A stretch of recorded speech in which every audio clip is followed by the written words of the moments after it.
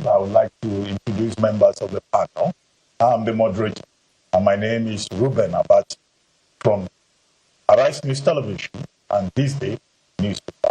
To my immediate right is Maokwe Ogun Yusuf from Channels Television. Next to her is Nnamdi Odipo from Nigerian Television Authority, NTA. And then across the room, directly in front of me, we have Umar Farouk from Voice of America, VOA. Next to him is Azubike Ishekman, Managing Director, Leadership News. And then sitting directly in front of me is Ruth Olurumbi. Ruth Olurumbi is with Bloomberg. Then last but not the least, Babajide Olade Otitoju from TV Continental, TVC. So, Mr. President, let's start by commiserating with you and the people of Nigeria on the recent tragedy in Ibadan, Anambra, and also the Federal Capital Territory, in which quite a number of people, about 65 persons in total, including children, lost their lives as a result of what is called palliative distribution stamp. Quite unfortunate, we commiserate with you and the people of Nigeria. But what is the guarantee that the next Christmas and the New Year will be better for Nigeria? What is the guarantee that the average Nigerian will be happier by this time next year than he or she is at this time? Thank you very much. It's a very serious and mixed feeling for all of us to lose loved ones, children, particularly in Oyo State, then followed by various other reports. But are we looking at it from organizers' point of view? Or are you looking at it from the goodwill gesture of the people trying to give out whatever they have access to? And it's very sad that people are not well organized. We just have to be more disciplined in our society. Okay. Condolences to those who lost the family member. But it is good to give. I have been given out foodstuffs, commodities, including envelopes and body loan for the last 25 years.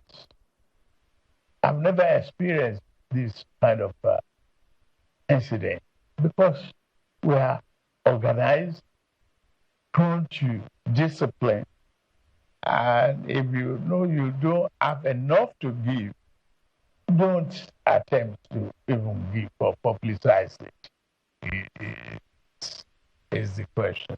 No, every society, even in America, they have food banks, they have hungry people. In Britain, they have food banks, they have warehouses, they are organized. They take talking to be in line and take turns to collect. It's unfortunate. We just have to. It's a reflection in our bus stops where we don't even want to be on queue before we rush into the vehicle.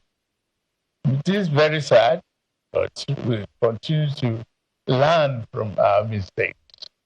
To me, I see this as a very grave error on the part of the organizers. But things are improving. It doesn't kill our happiness for this season.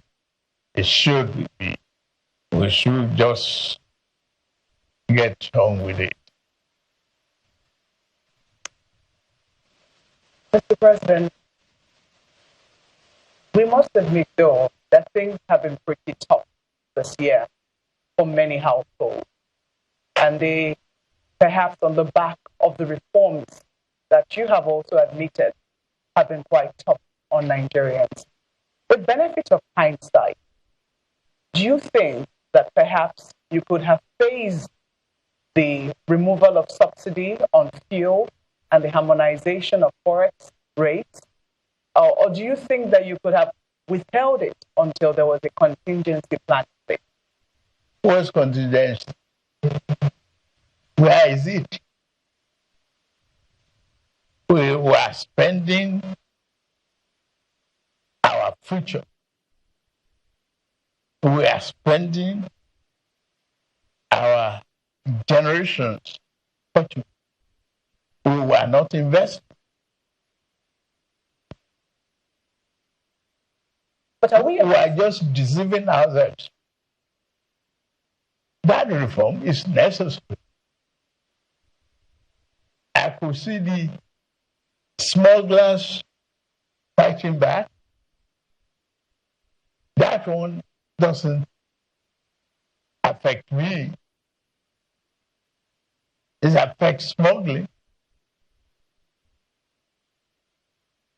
Why should you have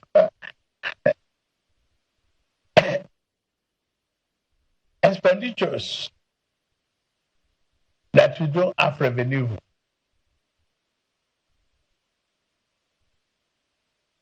I don't want to question people with five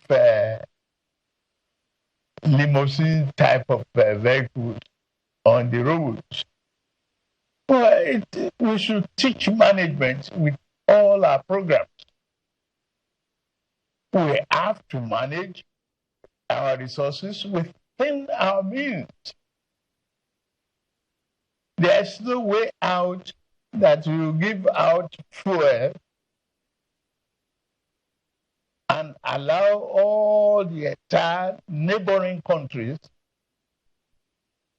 as Father Christmas.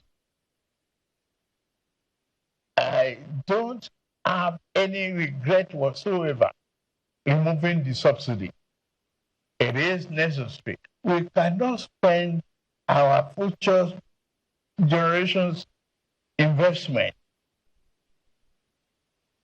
upfront.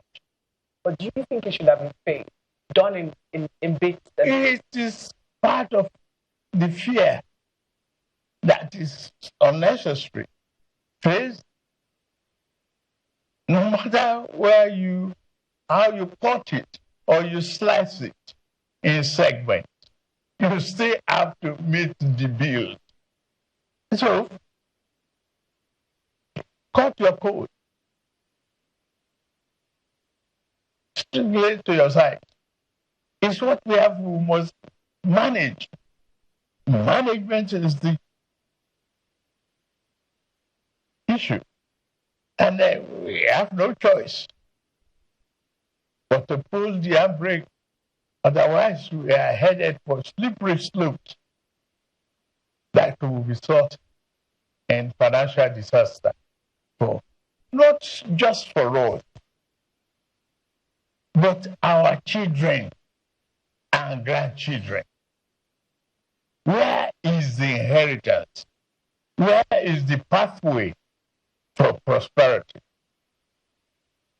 You've already prospected into the next fiscal year with the presentation of the budget of restoration, and congratulations on that. But Mr. President, what people are more concerned about is the issue of debt servicing.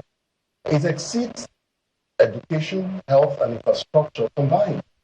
So a lot of people are wondering, especially critics of your budget, I'm sure you're aware of that, are wondering how you intend to close the budget deficit and balance that against the likelihood of more borrowing in the new year, or rather in 2025, for perhaps capital projects. Borrowing is not criminal. We have been coming from mismatch of our needs. we have a serious infrastructural deficit. If you don't put money on the long-term matching project, long-term basis, we don't have the short-term to manage a long-term business. It's mismatched. That's one. Yes, we have headed the wrong road in the past. I don't want to look at that. I want to think about prosperity for our country. I want to think about tomorrow, today. What is the element of this borrowing? Capital project, our roads are terrible. Our internet is not up to the level that we want as a technology-driven nation. We are still indebted in electricity and deficient in power generation. How do you slice it? You have to take it with the two hands and brace up for a very, very strong, push. It's like a pregnant woman. That's big expectation and big contraction and labor pain. You go through it, the baby is born, you are happy. If that baby is alive, you have the joy of that. And that is what we are working at. It's not just because we want to inflict pain on anybody. No, it's because we share the same value. We want this country to grow. There's no other way out of it unless we invest in our today prosperity and opportunity. Mr. President, you voted 4.91 billion. And in the last 5 years, security growth of 2.5 billion. But the security problem is still all over. Also has been minimized here and there, but at least the money voted have not, people felt there should be some, satisfactory results based on the funding. When President Buhari took over from President Jonathan, he investigated the service chiefs, and there are a lot of the populist abuse of corruption all over. Are you considering to investigate the security chiefs of Muhammadu Buhari and plan and to ensure that the money given for security are judicially utilized? For today, I have confidence in my security architecture of the country. It is very, very unfortunate that 2 decades of wanting killing. I remember when I jumped into the campaign, I had to stop the campaign to pay condolence visits to Maiduguri, Katsina, Kaduna, all that. Today, you can still travel the roads. Before now, it was impossible. It takes one incident to mess up an organized environment. It takes one. You cannot say the military are not prepared. When the 9th Brigade Battalion was attacked, you can't laugh at your nation because of that.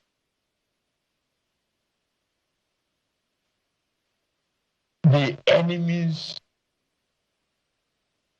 within and without are watching what you are doing.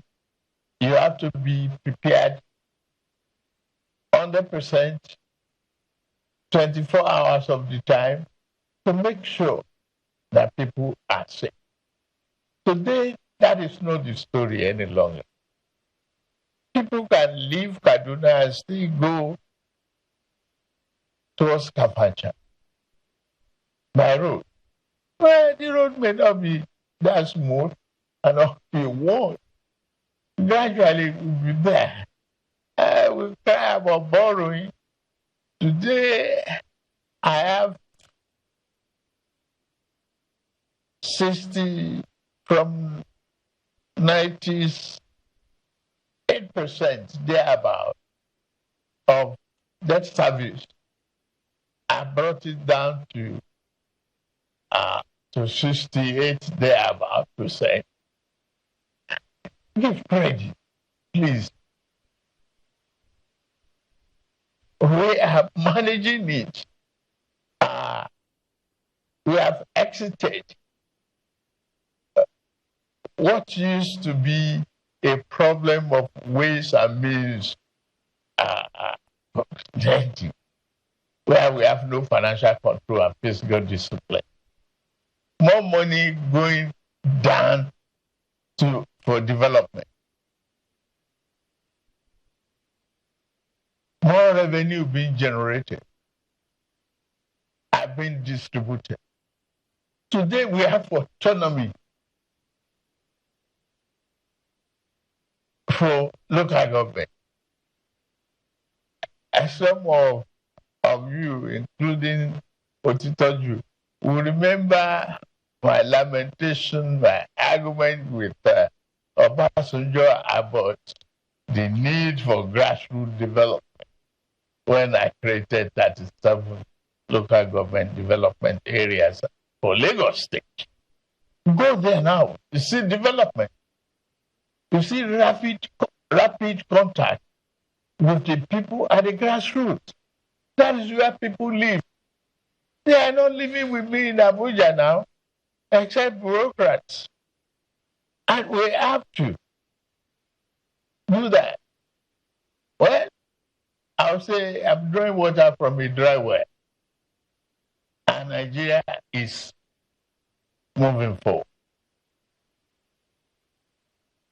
Regardless of critics,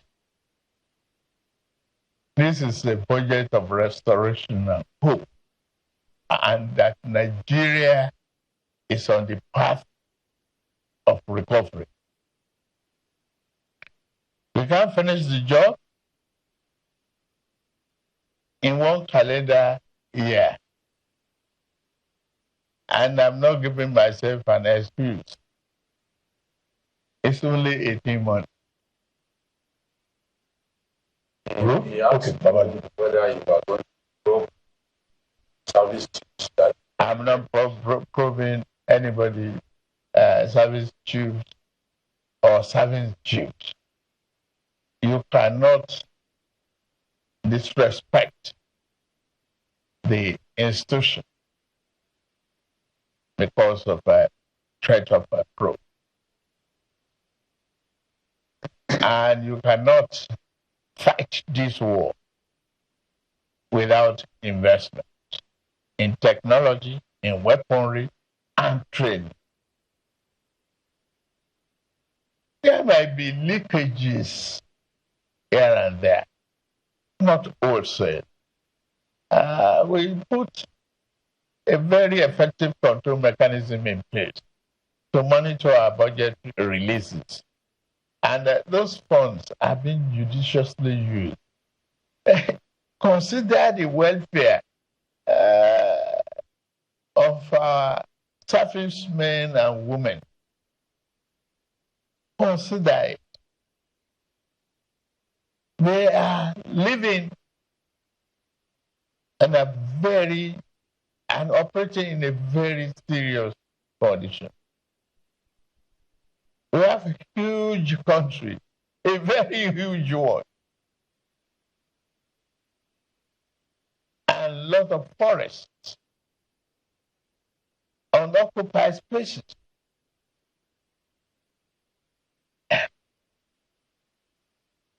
Give them credit for what they are doing. I am proud of what they are doing today. No need to prove. All right. Thank you, Mr. President. My question is still on the costs of living crisis, which has been described as the worst in a generation, and then the budget as well. Your plan is to, inflation is currently at 34%. Your plan in the current budget, the 2025 budget, is to bring it down to 10%. Yeah. How do you plan? Okay. One, produce more for consumption locally. Spot export. I mean import. Give reasonable level of funding and assistance, low interest rate to farmers. Improve the security as you see in the budget, so that they can return to their farms and produce more food. Encourage the procurement and manufacturing of drugs in Nigeria. We have what it takes. Talk to Professor Patrick. He's doing an excellent job. Trying to encourage. All I need to do is put the incentive in place in order for them to harness what is possible in Nigeria. It is about time we do all of those. Bring the cost of governance down. We try. So I wanted to follow up on that and ask, aside healthcare that you've mentioned as your priority for more production, you said to produce more. What other sectors are you targeting? Are you looking forward to in terms of more production? Drug production. We are talking of agriculture. We're talking of export incentive. Harnessing our marine ecosystem. Bring affordable transportation. We have this compressed natural gas program that is taking hold. It will bring the cost down gradually. So that was a follow-up. So this, my question is regarding foreign direct investments that you've been working on.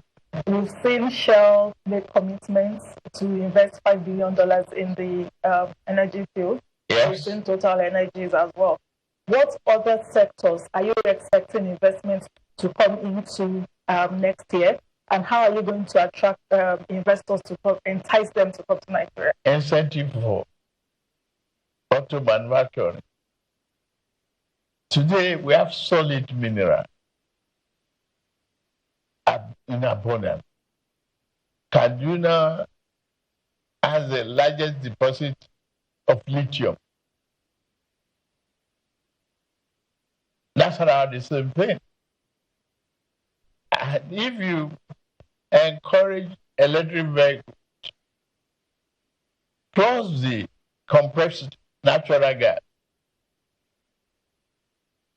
you will attract automobile assembly in Nigeria instead of this second-hand market that is not creating jobs. what incentive specifically? You said incentive. Tax incentive. Okay, tax incentive. Tax holiday. Land rebates.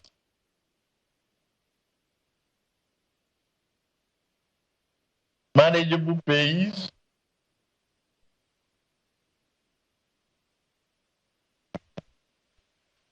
A lot of broad-based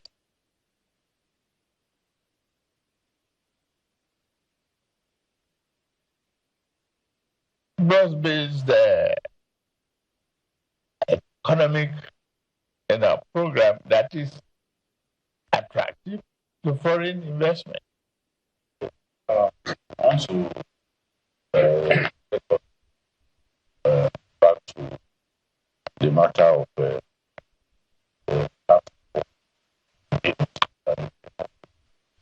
generating controversy in the country. Some people are not happy.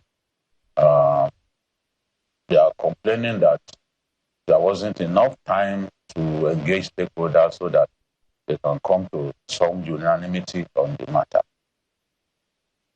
I know that you met with some governors and some leaders, especially from northern Nigeria. What is the situation on the tax bill? What steps are you prepared to take so that we can put this matter to bed? And then secondly, you talked about your desire to reduce the cost of governance. Many people will say you have not. Yes, you took some steps earlier, but they will say those steps are not enough. You have a very large cabinet. They will want you to do something about the size of your cabinet. Is it something that you are prepared to do? Basically, what do you intend to do to bring down the cost of governance? I'm not prepared to bring down the size of my cabinet. One, I saw the need when I put them together. You don't give somebody an assignment that they cannot fulfill. No. Job description must be efficient and effective. Nigeria is a large country, and I'm glad you are here. If you have to entertain over 200 million people just on entertainment, calculate how many stewards will you require.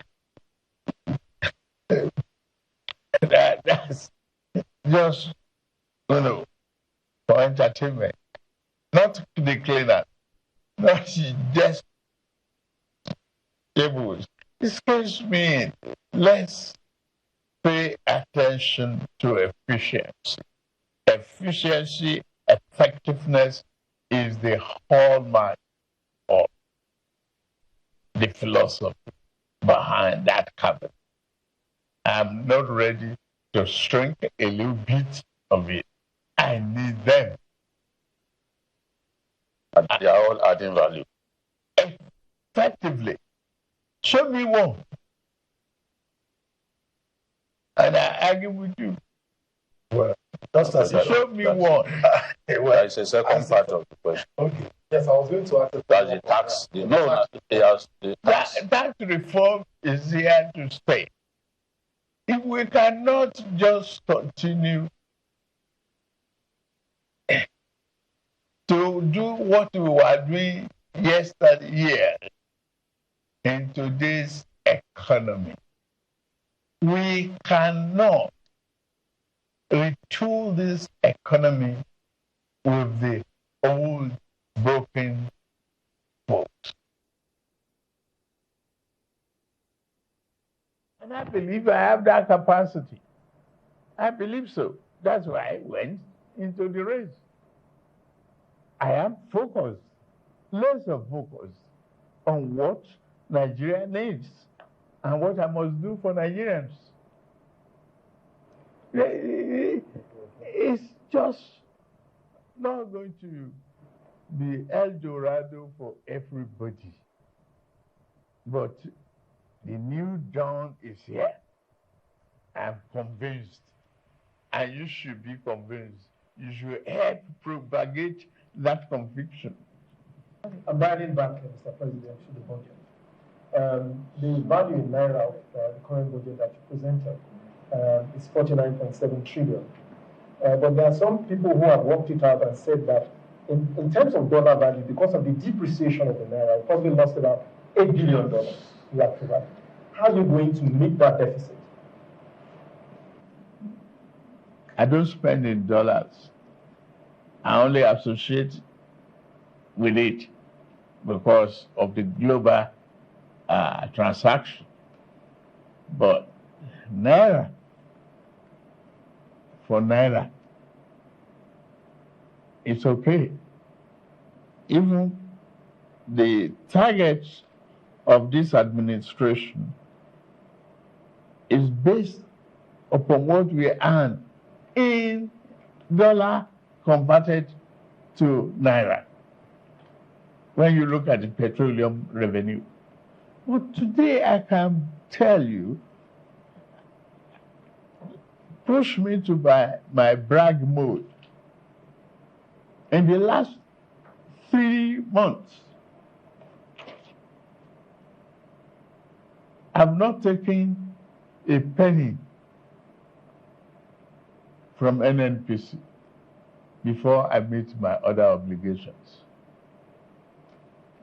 Quickly. Yes. To me, that's excellent. Yes, well done. That's excellent. I repeat, without falling back to the old order, without going into ways and means, I've met all obligations. Mr. President, are Sir. you marking yourself? Eh? Are you marking, when you say that's excellent, are you scoring yourself? Why not? Will you score me? Shouldn't Nigerians do it? If you help me to. But I should grade myself if I did my own work right. Well, Sir, I wanted quickly, to, yes, well, I wanted after to come we back go on to, break, and then we come back. sir, I wanted to come back to the issue of the tax reform. The one of the key contention there is the VAT. And I wanted to know if, you said the tax reform has come to stay, but I wanted to know if you are prepared to make any concessions regarding that VAT that seemed to be problematic. Why do you want to know that today? Tax matters are subject of debate, reviews, negotiations until you reach consensus. That's all I'm going to say about that. I don't mind cutting edges. I will. On that note, Mr. President, we'll take a short break here on the program. President Bola Ahmed Tinubu's first media chat here in Ikoyi, Lagos. We'll be right back. Stay with us. Welcome from that break. You are watching President Bola Ahmed Tinubu's first media chat, and we're live here in Ikoyi, Lagos. Now, Mr. President, thank you very much for staying with us. Now, let's look at a number of other issues. Food security. Nigerians, the last time you were in Lagos, they were saying, being power, that is, we are hungry. And that's what people are saying all over the country. And you have a livestock, Ministry of Livestock Economy. You've been talking about agriculture. Now, how are you going to address, one, the issue of clashes between farmers and herders, and how to put food on the table so that Nigerians will not be, engaging in stampede for free food for palliatives? Well, thank you very much. It is very sad to look back and very promising to look at what we are doing now. There was never a Ministry of Livestock Development or stock. I've been traveling around the globe to campaign and sell Nigeria.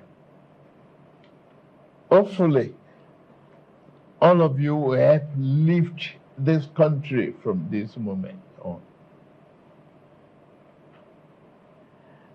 And livestock is to turn a disaster to prosperity for Nigeria. We have what it takes.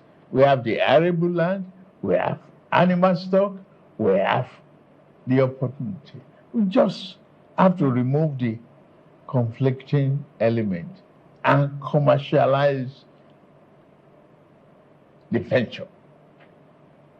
And I went to Brazil. So what is happening there? Within 2 days, I got a pledge of $2.5 billion. And they have been here to visit Nigeria, to turn what we seen as tragedy to opportunity and prosperity. I've been warned not to grade myself. I won't. But that is a promise for this country. And that's up till the level of cow horn is being converted in other climes, just as Brazil and the rest of the Americans. Why not take advantage of that here? We can feed ourselves, we can export and feed other nations. Our people, some of the ministers are there in Saudi Arabia right now discussing the opportunity for food, growth and supply, for more investments in our agricultural businesses. Why are we not embracing commodity exchange to do a whole lot of other businesses that surround agriculture? We will do. Will you also consider price control? Because it's like people are just doing what they like. I don't believe in it. Sorry, Babajide, I don't believe in price control. I don't. What can we do, sir, to bring down We just continue to supply the market. We work hard to supply the market. But there are middlemen who are making life unbearable for them. Well, they will. You see, it's a question of supply and demand. It will come to a stage where you cannot hold no more. It will come to a stage. The economic variables will work against you. Now, let's take, for example, the fuel prices and the petrol pump. I introduced Naira for dollar change. Yes. For weeks, they didn't want to comply. They were arguing with me.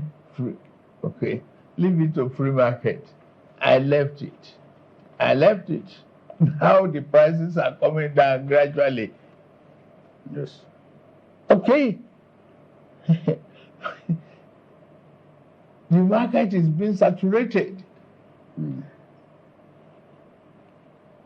No monopoly, no oligopoly. You have a free market economy flowing. And people are learning management. My friend used to have about, he bragged to me, he has 5 Rolls Royce. He brought a nice Jeep here. The other day, I saw him in his Honda Accord. Oh, he said, why? He said, that's where you put me. I said, I didn't put you there. He said, that is because of fuel prices. He could no longer maintain 5 limo type of vehicles. It's not negative to learn to manage. You learn to control your electricity bill, switch off the light. Let's learn to manage. Is Nigeria looking to export food commodities to Saudi or other countries? Oh, sure. Why not? Take advantage of the export and good commodity pricing. But people would say that we're not producing enough for our own consumption. Yes, we pay attention to that, yes. But I say we will. We'll give more incentive to the farmers, low interest rate, borrowing, mechanized farming. It's not done to go back to my grandfather's method of farming. It's not possible any longer. Let's make it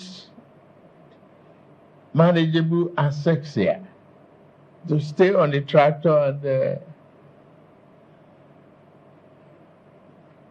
harvest corn and export commodities.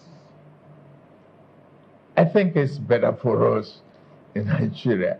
We are getting there. I have over 2,000 tractors coming to this country. So, mechanized farming. Mr. President, is fighting corruption a priority for you? If it is, what are the areas that you're looking at? Corruption in all ramifications is bad for the people. But first of all, pay enough attention to the causes. Why are the people corrupt at all? The lack of social amenities, the lack of needs in some areas, lack of funding for their children's education. There are so many anti-corruption mechanisms that you can put in place that will help the people not to be corrupt. Pay them good and living wages. I have moved from 35,000 to 70,000. To me, that's anti-corruption. And if I can earn more, I'm giving more money to the state and local government level. I've been transparent with my earnings. Every month there is a publication as to how much this country is making. But Mr. President, it doesn't address grand corruption. There's petty corruption and there's grand corruption. Only recently, the EFCC, published the fact that one person owned 735 houses in Abuja alone. One person. And we got it. You don't know how long it has started. It did fantastic infrastructure. He had a rule of houses, but we got it. That's anti-corruption too. We got it for the public. Disclosure, ability to stem corruption is part of the instrument of EFCC. That is why they are discovering all sorts of inefficiencies in the system, block all the loopholes where anybody can just game the system. Part of the anti-corruption, removal of subsidy too, is anti-corruption.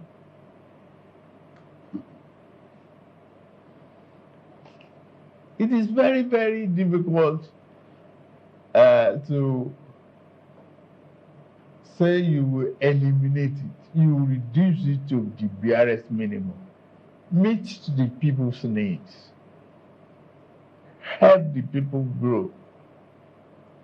Help them with the education of their children. Our student loan is part of anti-corruption. No parents should lament how to encourage their children in university education. Today is working for larger populations. Larger part of it, 60-something%. At the University of Maiden, I have somebody called.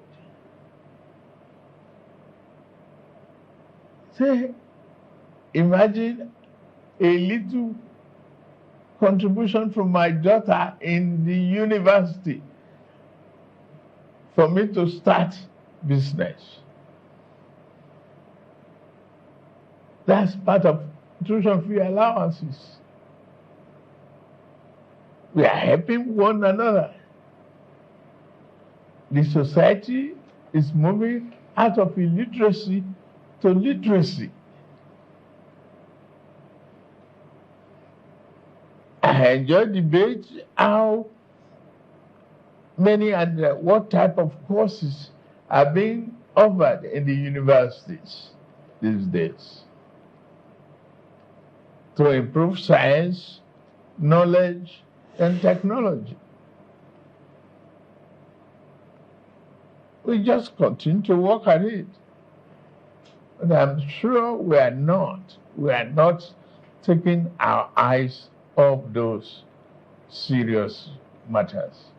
Well, Mr. President, thank you for your time. As we begin to wrap up, people are watching you at home. What would you like to say to Nigerians? It's Christmas season, it's New Year season. What promises do you have for them in the year 2025? 2025 is a very promising year. Let me first of all thank Nigerians for having confidence in me to be the President of the Federal Republic of Nigeria. I'm very, very proud of that. And I don't want you to think I will take you for granted at any given time. I'm here to serve. It's all about service. And I'll do it with all my heart. I seek your cooperation at all the time. I seek your understanding. I understand the trouble you've been through, the economic problems. It's just 18 months that have taken over the reign of this country. The promises there, we are on the right path. We stay the course. We maintain focus. We share love with each other. Let us believe in ourselves and in our country. Yeah. Tomorrow will bring a glorious dawn. Thank you very much. On that note, we come to the end of this presidential media chat with President Bola Ahmed Tinubu. Thank you very much, Maokwe Ogun Yusuf of Channels Television. Thank you, Nnamdi Odiku of Nigerian Television Authority. Thank you, Umar Farouk from Voice of America, VOA. Thank you very much. Azu Ishekwene from Leadership Newspaper. Thank you, Ruth Olurumbi from Bloomberg News. And thank you, Babajude Kolade Utitoju from TV Continental TVC. I've been your moderator. My name is Ruben Abati. Bye for now, and thank you very much for watching. Thank you, Mr. President.